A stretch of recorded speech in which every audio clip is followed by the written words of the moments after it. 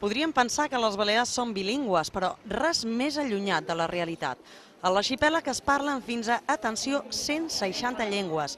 Altres han fet avui una volta per diferents punts de l'illa de Mallorca per comprovar-ho. Som a Alemanya, però parlo castellà i entenc el català. Amb la meva família parlo tant en castellà com en alemany. Visc a Mallorca des de fa 8 anys. És un lloc impressionant. Benvinguts a tots. El Wolof és l'idioma que es parla al Senegal, però existeixen moltes altres llengües i dialectes. Jo parlo xinès, és un idioma molt difícil d'aprendre i encara més pels estrangers. És molt complicat. Tot això és clar degut a la immigració. Quasi 8 de cada 10 immigrants que viuen a les illes parla 3 o més llengües, però d'aquests, més de la meitat en parlen 4 i n'hi ha que n'utilitzen més.